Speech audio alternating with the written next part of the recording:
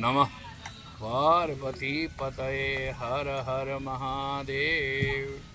कामख्यां कामदां श्यामां कामरूपां मनोरमां ईश्वरीं त्वामहं वन्दे दुर्गा दुर्गतिनाशिनीं। परब्रह्मस्वरूपां च वेदगर्भजगन्मयी शरण्ये त्वामहं वन्दे दुर्गा दुर्गतिनाशिनीं।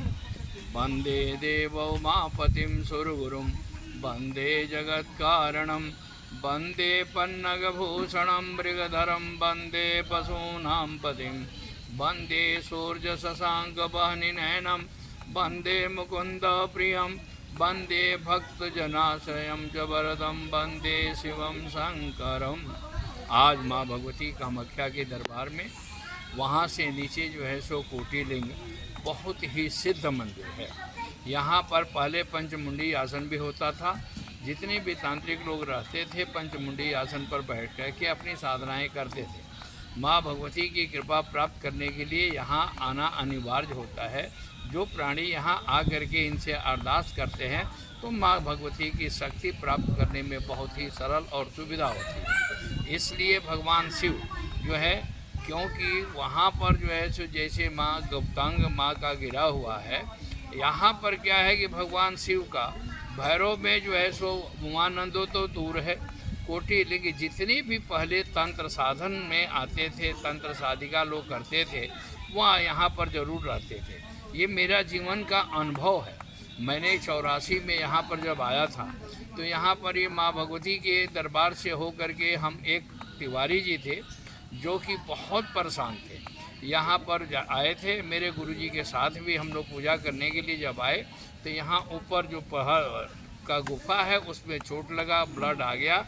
इसके बाद से साल भर के अंदर अंदर उनकी इतनी प्रगति हुई कि कहने मान का नहीं। ये आपको मैं बता रहा हूँ कि कम से कम 76-77 की बात है। तो इसलिए भगवान शिव यहाँ पर साक्षात विराजमान है। यहाँ पर जो प्राणी अगर एक माला भी निष्ठा के साथ अगर कर लेता है तो उसकी सभी मनोकामनाएं पूर्ण होती है। क्योंकि पंचमुंडी आसन जो था वो तंत्र का सर्वोपरि माना जाता है। इसलिए यहाँ पंचमुंडी आसन सामने था और ये गुफा जो है सो भगवान शिव का खुद स्वयंभू है। यहाँ पर खुद वो बात पर प्रकट हुए हैं। इसलिए यहाँ का महत्व इतना ज़बरदस्त है क्योंकि जैसे माँ कामाख्या का जो है सो नरकासुर ने मना किया था तो वशिष्ठ जी ने यहीं आकर के पहले पूजा किए और पूजा करने के बाद माँ का पूजा करने के लिए नरकासुर ने मना कर दिया कि हम जो है सो यहाँ पर किसी भी आदमी को, देवी के साधक को, शाक्त आदमी को हम पूजा नहीं करने देंगे। तो पूजा नहीं करने देंगे उसने जब प्रयास किया, इसके बाद वशिष्ठ को यहाँ से भगा दिया।